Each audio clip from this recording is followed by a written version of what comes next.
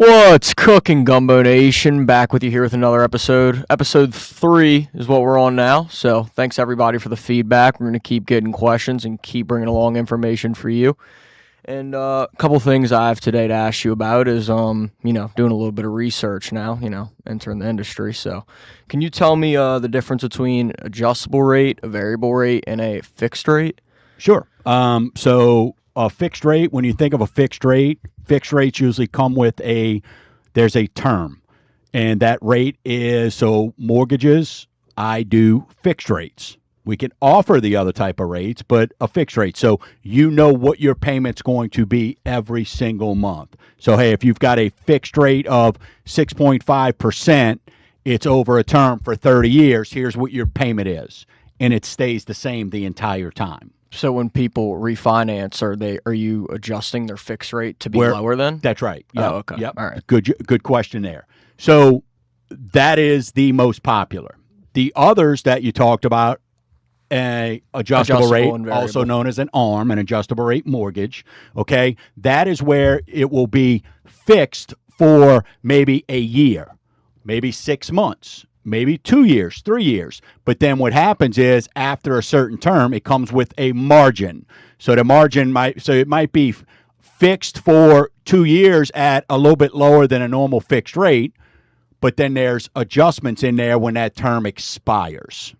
Okay. So a little bit more difficult. ARMs used to be a little bit more popular back in the day because when rates are low, people want lower. When rates are high, people want lower. So some people will look at, hey, what is a 3-year ARM? So the rate's fixed for 3 years, and then it adjusts from there. A variable rate, when you're thinking about a variable rate, think of your credit cards. Think of your HELOCs, home equity lines of credit. Those adjust sometimes on a monthly basis. Those are always adjusting. It's variable. It's based off of your balance, certain percentages. So a variable rate is... That's why I don't like HELOCs. They're the devil in disguise because they're constantly changing. So you never know what your payment is because the rate is always adjusting, right? So it's not a fixed rate or even an adjustable rate that's fixed for a term. A variable rate is constantly adjusting, adjusting. All right. And then second thing I have for you is, can you tell me what a secondary mortgage is? A second mortgage or like what the secondary market is? Give me both. I didn't know there was two different things. All right, good. So a second mortgage is very popular right now at Mortgage Gumbo. Dadgam. We're doing a bunch of them because folks have 4% or less. They don't want to touch that rate. But as home values have gone up, people want access to maybe pay off some of those high-interest variable rate credit cards, right? So what we'll do is we'll do a second mortgage, which means the first mortgage that you got, the second mortgage slides in and it sits behind it. Okay, so that is what a second mortgage. It's not nowhere near takes the importance of a first mortgage because if you go bad on the second mortgage, we want you to pay your bills, but you still get to live in a house because the first mortgage is still being paid. Right? So the first mortgage, second mortgage allows you to access your equity without touching that lower first mortgage. Kind of like a backup almost. Yeah, it's a backup. Yeah. Yeah, exactly. The secondary market, it's a great question that you stumbled upon there. Secondary market is when we close all our loans around the nation, right? And we close them all up.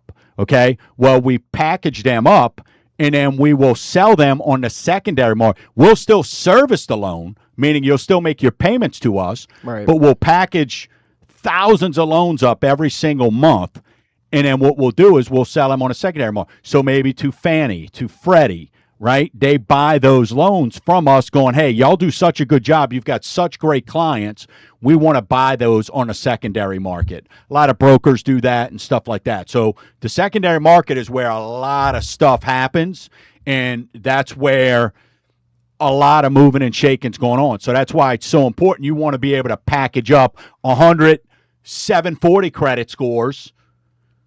The secondary market's going to demand more of a premium than if you give them 100 580 credit scores. So how much is the secondary market? How many mortgages are they purchasing? Oh, dude, thousands, tens of thousands every single month. Okay.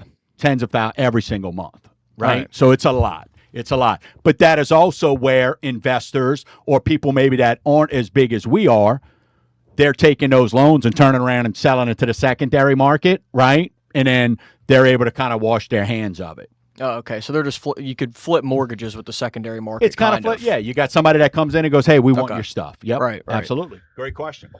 Thank you again for answering questions with me this week. For those of you who haven't, reach out, send questions in. We'll answer them here every single segment with a cup of gumbo. Thank you for watching.